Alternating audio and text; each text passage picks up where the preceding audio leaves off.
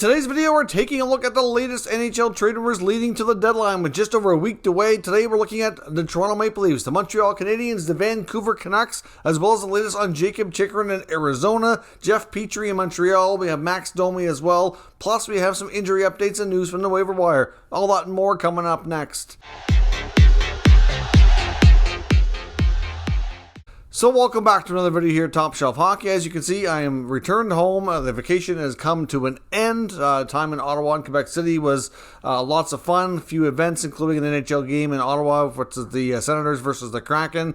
Great time was had by all, but unfortunately we're back to reality, back home, back in normal recording mode here. So we'll be back to these videos for the foreseeable future. Now into today's news, we do have another quick update from the NHL waiver wire. Yesterday, Montreal placed Cedric Paquette on waivers. He has indeed cleared. No big surprise, and he has been assigned to their AHL minor league affiliate in Laval. So that's all we have for news on the waiver wire here today. Of course, tonight we have the Koivu Retirement, number 9, going up to the rafters for the Minnesota Wild. So certainly want to check that out. By the time this makes it to YouTube, that game is more than likely already going to be underway. The ceremony might actually be over, but certainly want to commemorate Koivu on a really solid career for Minnesota. Was one of those guys who wore the C for his team for a long time. Was a very important piece there in Minnesota for a long time, but it kind of went underrated. Didn't always get a ton of recognition. Wasn't one of the game's big star players, but certainly was a great leader, great teammate, well liked, and had a real solid career. Was an integral piece there. So want to congratulate him on a real well-deserved retirement jersey tonight. His jersey will hang from the rafters now for the Wild for the time moving on. Now, of course, in other news today, of course, it was the Heritage Classic outdoor game today between the Toronto Maple Leafs and the Buffalo Sabres, and the Leafs continued to have some struggles here. Of course, goalie Jack Campbell's out for a few weeks, at least with some rib injuries. Peter Mrazek continues to struggle here. The Leafs lose 5-2, and we certainly saw a variety of scenarios unfold. I wouldn't be shocked if we get some additional news here from NHL player safety, maybe some fines and or suspensions maybe handed out. I know Austin Matthews and Rasmus Dahlin had quite a little skirmish there with Matthews, cross-checking Dahlin in the neck. That's going to result in something. I don't know what it'll be. To be honest, I won't be shocked if it's only a fine. Dahlin apparently had given him a cheap shot before that. Of course, I missed majority of that game because we were traveling home. I was in the car for the bulk of the time that game was going on, so I've only caught the highlights here. So I didn't see everything leading up to that. I would have liked to have watched it, and I probably will watch a replay of the full game just to kind of get the context of it, especially where it's a special game and outdoor venture. I'll probably get to that here soon, but for right now, like I said, because of me traveling all day, unfortunately, I didn't get to see a lot of that, but there's certainly going to be some player safety involvement, I think, for sure. Certainly the Leafs are, like I said, they struggled now. In the last 10 of their last 12 games, they've given up at least 4 goals, which is very concerning for a team that expects to go to the playoffs and be a Stanley Cup contender. That is not going to cut it. Jack Campbell has struggled really since early January. Mrazek has been inconsistent. Of course, missed a lot of time earlier in the year with injury. Now Campbell's out. It's time for Mrazek to run with it, and he's not getting it done. So that really is going to increase the speculation with just over a week away to the trade deadline. They've been linked to Marc-Andre Fleury. There's really no indication if Fleury would be willing to go to Toronto or not. As Elliot Friedman reported on the 32 Thoughts segment on Saturday night's NHL Game on Hockey Night in Canada, he said really Marc-Andre Fleury, even though he only has a small amount of teams he can block a trade to, that really means nothing. Chicago has made it known to him since the day he agreed to come to Chicago that they will do right by him and they will let him have say in wherever he goes. So they're going to let him approve any trade to any team regardless. So he's got full say on that matter. So we already know, we've heard about the Capitals, we've heard about the Avalanche inquiring previously. Those were not necessarily teams that he appeared to be willing to go to. In the terms of the Capitals, we had heard he absolutely would not waive to go there. Colorado, I didn't really hear much of a yay or nay. I think it was really never materialized into much. But as far as the Leafs go, We don't really know, but we've heard the NHL insider say that the big things for him is he wants to win. He's interested in maybe signing a 1-year extension so his family can kind of stay put for a little bit. And we don't know how long he's going to continue playing for. So ultimately, if you look at the Leafs situation, if they traded Mrazek in a goalie trade to try to find an upgrade, whether it be Fleury or somebody else, that contract would be off the books. So there's that right there. That gives them all the flexibility. Then going into next year, if they did get Fleury, they'd have him and Jack Campbell both becoming unrestricted free agents at the end of the year. So, of course, I don't know what Fleury would cost on a new contract. He's currently making $7 million, so that's going to be challenging. Like I said, they'd probably have to have Chicago retain and maybe even have another team involved as a third party. I don't know. But regardless, getting Campbell and Fleury both signed for next year would be a challenge. I don't know what either of them would command. I mean, I know Campbell's was on track for a good raise, probably in that 5.5, 5.75, somewhere like early in the season. That's what everybody suspected he would get. Probably a 5-year deal at $5 million or something along those lines. Something maybe comparable to what they used to pay Freddie Anderson before he departed. And Fleury, he's getting up there in age. He's still playing well. Probably will have to take a little bit of a haircut compared to what he's making now. But still, there's no way the Leafs are going to be able to have, say, $9-10 million tied up in goaltending next year. So I don't really know how that would go, as far as him signing an extension or not. That would be tricky. And if that's really important to him, that's going to be hard for them to do, because as much as the Leafs probably would love to have Fleury and Campbell, it's probably impossible to do based on their cap. Most teams nowadays want to have a 1A, 1B situation, but it's really, really challenging to have two goalies of that caliber. I don't know how they feel when it comes to Campbell anymore. Obviously, I'm sure they're probably a little bit iffy now compared to what he, just because of the inconsistencies, but they sure have an issue there in Toronto when it comes to the goaltending situation. To me, I think it's impacting the play of the rest of the team. I think they don't have a lot of confidence, and I don't care what anybody says, when you don't have confidence in your goaltender, I think it really impacts the whole mental health of the team in that aspect, the confidence levels and everything. They could use an upgrade on the blue line as well. Don't get me wrong. This is not the only scenario that the team really needs to look at, but really they're going to be in tough with the cap situation. And if they decide they need to upgrade goaltending, which is becoming an issue, they're going to have to really be creative here. As I mentioned before, if they can get Fleury on a situation where another third party eats part of the salary and then Chicago retains as well, they send Mrazek to Chicago, and then whatever else they need to give up, it's going to be picks and prospects, so nothing really major off the roster or off the cap.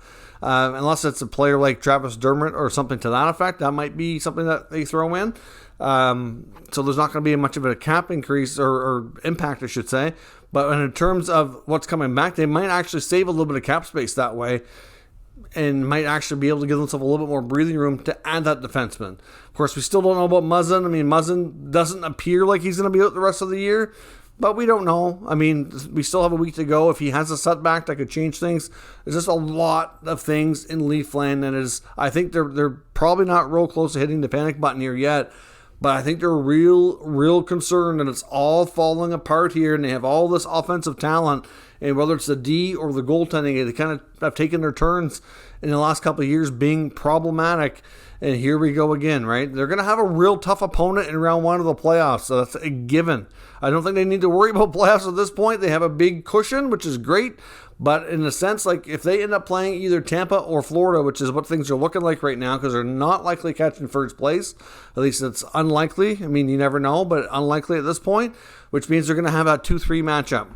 They might not have home ice either, because they're projecting to likely be third. Is it possible Boston comes up from behind and catches them? They end up playing as a wild card. They're going to have a real tough opponent. There's just no doubt. And it's not unlikely to think that a first-round exit is possible without some major reinforcements coming. So we'll see what happens. But the Leafs have some issues. They need to deal with it. I'm sure Kyle Dubas is smart enough to acknowledge that. Just a matter of navigating through it to see what is intently possible. Now, on 32 Thoughts segment on Saturday night, we also heard Jeff Merrick and Elliotte Friedman talk about a couple other big names that might be coming off the trade board here, including Tomas Hertl in San Jose and John Klingberg in Dallas. From Friedman saying that he's being told that Hertl is not available as of right now, which means the Sharks intend on signing him and are trying hard to do so. Of course, that could always change between now and the next week if negotiations really go off the rails and they're nowhere close. maybe they do move him and they try to either sign him in the offseason or they completely move on. With Klingberg, I think it's more of a case of the fact that Heiskanen is out. Now, of course, because of that, Klingberg becomes more valuable, and obviously Dallas is in a spot now that they're still running for the playoffs. They signed Pavelski. We know Klingberg likely isn't returning to Dallas next year, but still, it's a situation where they don't want to deplete themselves further. With Heiskanen out, they move Klingberg. What else is going to happen to that blue line? They're going to, set themselves up for potential failure in the playoffs when, they might stand a much better chance with him in the lineup. He makes them better, there's no doubt. But they've also been linked to Montreal Canadiens defenseman Jeff Petry, one of the few teams who appeared willing to take that contract on. And if a contract like Heiskanen is going to be, not available due to injury, that might be a scenario that we see the Dallas Stars try to figure out. If they can acquire Petry now for this year's playoffs, so they have some insurance on the blue line to hopefully have a better chance at the playoffs to have some success, and then at the same time he could be the Klingberg replacement for the next few years as well. I mean, he is older than Klingberg. It plays a similar style of role though, right shot, can play power play, has some offensive instincts, similar in stature, but not exactly the same player, but similar enough that they appeared to be interested when it was first mentioned that Petry was actually available. So be interesting to see how Dallas navigates through this. I know even though Petry's played better in Montreal, reports out of Montreal media indicate that the Habs still fully intend to trade him if they can find the right deal. Of course, they have Ben Chiarot on the market too, been linked to a number of teams, including St. Louis, like we talked about yesterday, Boston, Florida, and a few others are still in the mix there. We don't know where that's going to end up, but I still expect Montreal to be incredibly busy, and a guy like Jeff Petry, he's played better and appears a little bit more willing to stay. I still think they'll trade him if the offer comes along from Dallas that, appears to be decent, but we don't know what that offer is going to be as of right now. It's certainly not going to include Klingberg. That much we can say with certainty. Max Domi is another name to watch ahead of the deadline too. Of course, he's been linked to a variety of teams, including the Rangers, Leafs, Avalanche, and Bruins. Hard to say who steps up for the right offer, but it appears as though the Jackets are more interested in trading Domi, who's, I think, played better as of late, but to me, he could be a real solid third line addition to a lot of teams. He can play with grit. He's not afraid to drop the gloves. He can certainly pitch it on the offense. I mean, a few years back when he first landed in Montreal, he had a real solid year. I believe it was around 70 points. So, he has the talent. It's just, it hasn't been a high level of consistency with the offensive game throughout his NHL career, but he'll find a way to be productive. I don't know where he lands. I mean, Toronto, as we just talked about, unfortunately, as much as they'd like to probably add an extra forward for depth and extra insurance there, they're not going to want to give up a lot to do it for one, and they have the goaltending and blue line issues that I think become more concerning, but I do know that they also are concerned with that second line with Tavares and Nylander, that they really want to have another player there to kind of round out that line, and they haven't been overly pleased with those two of the big four, Tavares and Nylander's play in the last few weeks as well. So I know Sheldon Keefe's mentioned that they haven't been at their best, which is fair to say, and certainly concerned trying to drive some more offense. Getting them another third member of that line to shake things up might be something that they look at too, and Domi could maybe be that guy, but it's going to be hard. Like when you're running into that many holes in your lineup a week away with limited cap space, it's hard. So I don't know what they'll end up doing, but we'll see where that goes. Of course, Jacob Chychrun, another top name that's getting interest for a number of weeks now. The Coyotes, of course, still have not pulled the trigger on a deal. He was hurt yesterday in the game against the Boston Bruins, which could certainly impact his trade value. Chychrun went down, left the game, did not return. We don't know the full extent of it. I haven't heard any updates if there was one today and exactly what they're looking at, if anything was talked about by Coyotes coaching staff or GM today. But that's certainly going to be something that teams are keeping a real close eye on. They're looking for quite a haul in return for Chychrun, but at least in the Coyotes' sake, if he is injured, it's unfortunate for fans and from an entertainment perspective, because that would be potentially another third name of significance off the trade bait board, including Klingberg and Hertl, that may not get dealt now. But in the Coyotes' case, they're really not rushed and pressured to move him, considering he does have some term on his contract. It's something they can handle at the draft or the offseason. The Coyotes are also expected to move guys like Phil Kessel. Johan Larsson's getting some attention. He's hurt right now, but should return soon enough that he could possibly be dealt.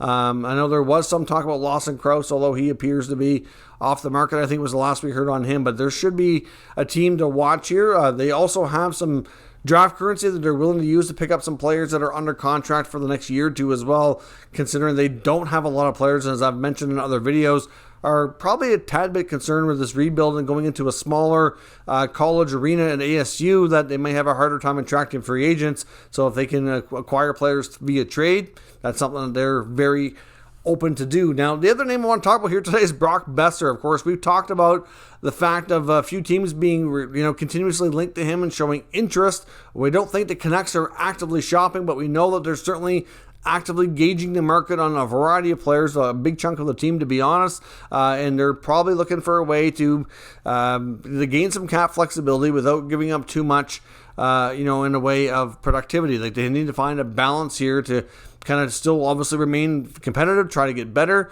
with any kind of trade, maybe find a way to get some more younger talent that's more cost controlled to kind of help with their cap situation. And Boeser, Miller, Garland, they've all been linked to a variety of teams at some point here in the last month. The Canucks have been a team that the NHL insiders have been reporting on continuously here. But the fourthperiod.com in the last 48 hours here have updated their trade bait board. I think it was on, I believe it was Friday night sometime that they did it, and I actually saw a fellow NHL YouTuber mention this on his channel in the last, I think it was, I don't know if it was yesterday or today when it was, and so I checked into it just to check out the situation. Of course, like I said, in the last day or so where I've been on the road and traveling a lot, obviously keeping up with the news best I can, but I'm obviously not as in-depth as usual with keeping up with all the reports here, and the fourth period is an outlet that I do follow quite closely. And checked out the updated list here, indicating that they also now have the Habs and the Leafs as listed as teams that have been linked to Brock Boeser, which I found extremely surprising, given the fact that we talked about these other teams, and they all make sense given the fact that they have the flexibility to make a deal when it comes to his qualifying offer if need be. They have the flexibility in terms of having the right kind of player that the Canucks will be looking for. It's no secret that Jim Rutherford and Patrick Allvin in Vancouver are going to be wanting a top young defenseman coming back in return for any kind of a trade to find an ideal top pair partner for Quinn Hughes would be the preference if they can. If they can't, they may not pull the trigger here. And as we talked about with Pittsburgh and John Marino being a target of theirs, it was mentioned again on the Saturday night 32 Thoughts segment that Friedman and Merrick mentioned that he is a guy of extreme interest here to the Canucks, of course, with the link to the former Penguin management there. No surprise. We've got the LA Kings, who I mentioned have a variety of right shot defensemen that would be intriguing to the Canucks. The Devils have some young prospects as well, but the Habs and the Leafs, do they have some prospects that would be interested to Vancouver? I have no doubt they would be. I mean, would they want to try to grab a guy like Caden Gooley, for example, or Alex Romanov out of Montreal? Not to say that they're necessarily looking to trade those guys, but that's probably what it would take to get Vancouver to perk up their ears and really have serious interest. Of course, with the Leafs, you get a few defensemen as well in the prospect pool that probably would be intriguing as well. I'm not sure if they'd be looking at Sandin or maybe a couple of their younger Finnish defensemen that are not in the NHL here as of yet, like Niemela, for example. Either way, like there's some interesting guys there that I think Rutherford and Allvin would have interest in. But it's interesting to see Boeser linked to these guys because there's been no mention by other NHL reporters, and I'm not saying Dave Pagnotta in the fourth period don't have credible information. They quite often do. I just find it interesting that it's not being widespread reported if these two teams are indeed interested and have had conversations or kicked tires on it. Considering the qualifying offer and the contract it would take, Montreal, I think, even though they don't really have the room right now, I think they'll probably move enough players between the deadline and the early part of the offseason that they would be able to get the contract in place. That would be something they could handle in the short order. The Maple Leafs, though, however, unless they're going to pull off a significant trade, I don't see how they can do that without shedding some major salary. So to me, as much as they might have interest in a player, he'd be great on the second line. But you know what? I don't know that they can really afford it at all. I mean, in Montreal, they could, except with the number of players that are expected to be moved. But this doesn't make sense that they would have to move some of their young pieces that are going to be intrigued and important here to their rebuild. As much as Boeser's a great player, I don't know that they're really going to want to go down that road. Do they want a middle 20s, scoring winger? Or would they rather hang on to their, 19, 20-year-old top defenseman that is going to probably develop into being a real strong player as well?